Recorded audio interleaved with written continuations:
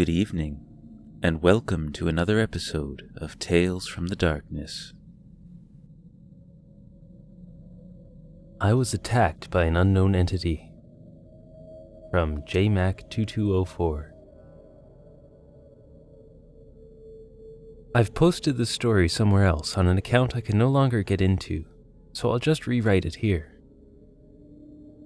Just for perspective, I spent the first half of my life growing up in a village called Foyers on the banks of Loch Ness in Scotland. There are two parts of the village, Upper Foyers and Lower Foyers. The upper half is essentially built into the side of the steep hill, and you can see for miles along the loch and to the other side. The lower half is right on the bank of the loch, and mainly consists of residential areas and the hydro power station. This story takes place in Lower Foyers. I was around 9 or 10 when this happened. One summer's day, a friend of mine, who I'll refer to as David, and myself decided to go on a jaunt around the village. Nothing out of the ordinary. A little ways down the road from my house was the old nursery next to some woods. Following a trail through the woods leads to a clearing, which is the remnants of a shinty field. At the time, there was an old clubhouse which, to be honest, wasn't much more than a decrepit shed. On the inside were 2 rooms, one of which was, I imagine, a meeting room containing a long table and cupboards with china plates. The other room was smaller and empty, possibly used as a storage room. I'd explored this place before, but I distinctly remember feeling uneasy being in there, almost like I didn't belong there and wasn't welcome.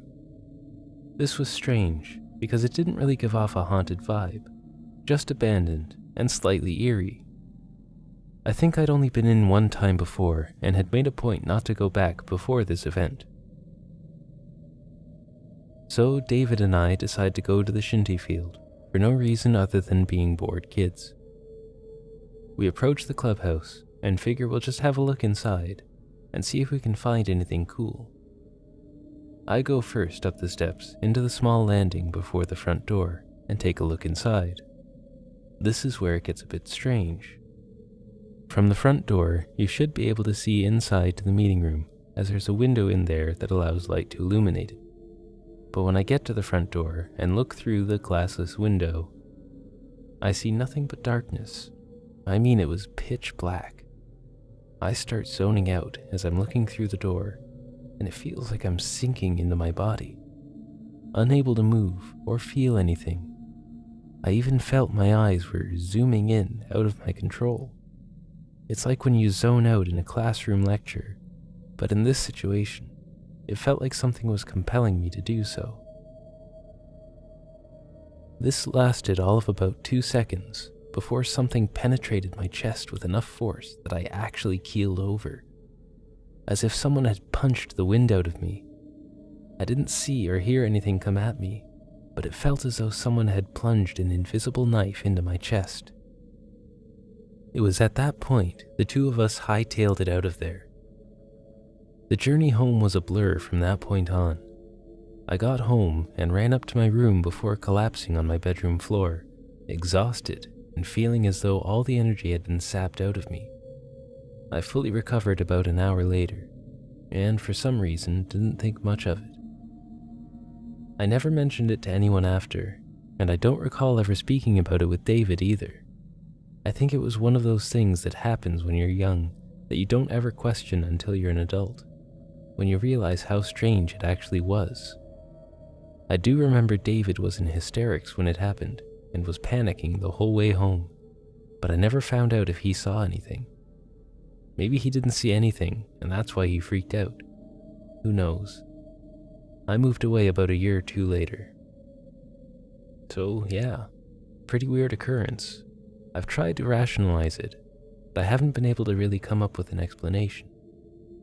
I did question if it was a health-related issue, but my history is pretty immaculate, and I only suffered a temporary loss of energy from the event.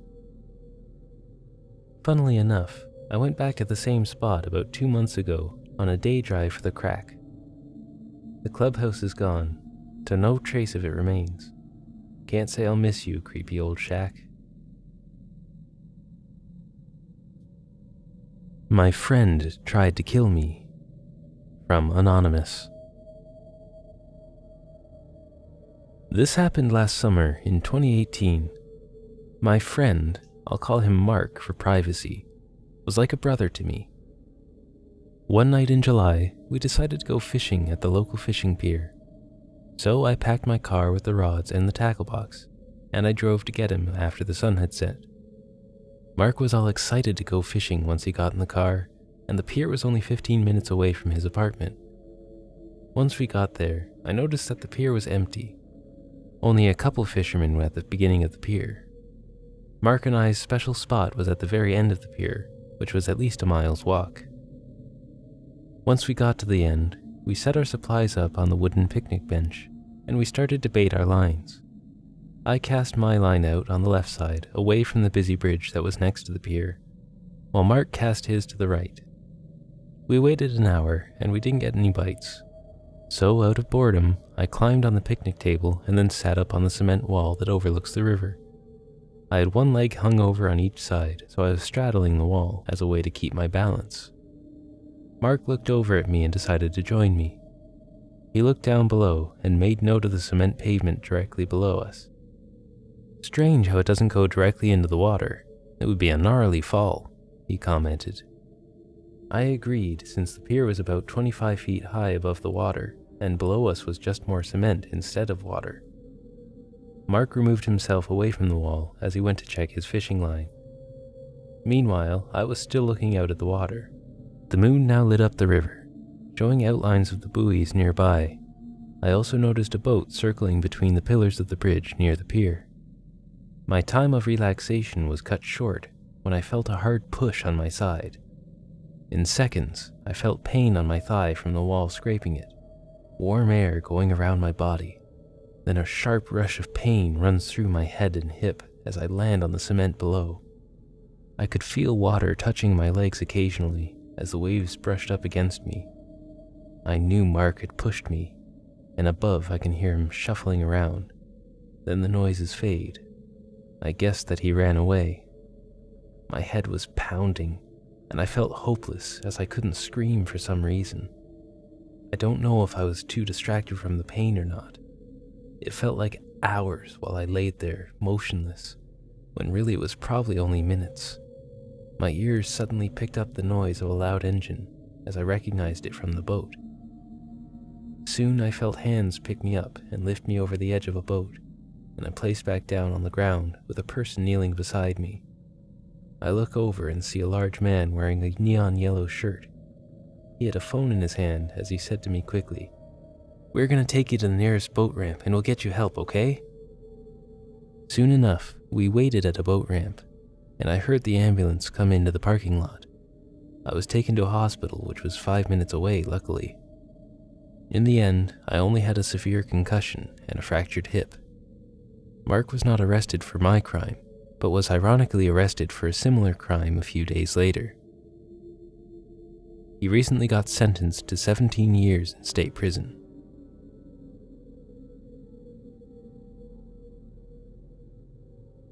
The Creepy Guest, from Anonymous.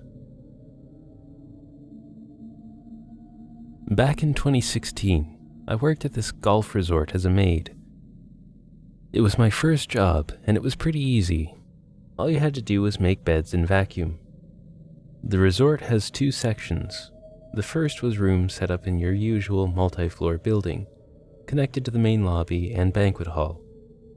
The second was down a ways, a bit from the main lobby. We called this section the Point. The Point was individual housing units, kinda like bungalows, overlooking the local river. One day I was in charge of cleaning the rooms at the Point, so I started my shift around 7 a.m. Around 11 a.m. I was in room 112, making the bed. I head back out to my cart to get some soaps and towels to restock the bathroom. Then I head back inside. I left the door open since it's the middle of July and it's blazing hot outside, and it was nice to have some fresh air. While I was stocking the bathroom, I heard footsteps on the wooden deck right outside the room. I go outside to see a tall man wearing golfing attire. He's standing on the deck of the housing unit, and looking into the room. "Can I help you, sir?" I wasn't sure if this was his room and he needed something or not. The man looks at me and smiles. "This is my room. Do you mind if I stay in here? The golf course is so hot. I couldn't stand it anymore." Usually we ask guests to stay out of the room while we clean, but I didn't want to say no since it was so hot out. I did still want him to stay out of my way while I finish, so I asked if he could go out onto the patio. He agreed. I was almost done with the room. I just had to dust and vacuum. While I was dusting, I felt unnerved for some reason. I glanced over my shoulder to see the man staring at me through the window of the patio. It was kinda creepy. He was laid back, his legs crossed, but he was staring at me intently. I just hurried up a bit more to move on to the next room. I was behind my time limit on this room anyway. When I was vacuuming, I looked over at the man again. He was standing up and talking on the phone. I felt better that I didn't have his eyes on me. I finished the room and returned all the items to my cart. I went back inside and slid open the patio doors. "Sir, your room is finished and you can come back in now. Thank you for your patience," I say politely. I walk towards the door, but the man stops me, grabbing my wrist slightly. "Hold on a second, I gotta give you a tip. Stay here for a minute." The man leaves the room and comes back in with his arms behind his back. "I don't have any money, but I hope you're old enough to have this." He then pulls out a bottle of white wine from behind his back. I look at him strangely as he holds the bottle towards me. "You can take it now, or you can stay and share it with me." He winks. I take the bottle from his grasp and thank him. What a weird guy, I thought. The next day, I returned to clean his room again since my boss left me in charge of the point again. I enter the room and I am shocked at what I see. The room was a mess. His mattress is outside of the patio, on the grass. There's stains on the carpet. The bathroom stinks to high hell. There's trash and broken glass all over the floor, and the cushions from the chairs are tossed across the room. What the hell happened? I walk into the room and stand there in disbelief. I have never seen a room this bad. I thought the worst room I would see was the one time I accidentally walked in on a gay couple having sex. It was dark and I didn't know anyone was in there, but their room was a mess. But this is so much. I look on the desk and, oddly enough, I see a laptop with its camera open. I take a closer look and I notice that it's on video and it's currently recording. This guy wants to see me clean his mess. I decide I can't waste any more time and I start cleaning the room. 30 minutes go by and I'm almost done. I call maintenance about the mattress and my boss about the stains. Someone else will take care of that. The last thing to do was replace the cushions on the chairs. One cushion was by the laptop, and I kneel down to get it. When I stand near, I hear a ding come from the laptop. Out of curiosity, I look. It's a little message saying, "Bend over." I was smart enough to know now that this guy was watching me this whole time, probably on his iPhone or something. I flip him off on the laptop and close it. I finish the room and get out of there, fuming with anger. The next day, I was once again in charge of the point. I decided to do room 112 first, just to get it over with. I knock on the door, saying housekeeping. No answer. I use the master keycard to enter the room, expecting to see what I saw the day before. I was shocked when I saw that the room was perfectly clean. It didn't even look like he slept in the bed. I checked my clipboard to make sure he was still there, and that he hadn't checked out the day before. The paper says that he's still here, so why is this room so clean? I go around the room to check if the coffee needs to be refilled or not, but everything looks good. I was happy that this saves me so much time.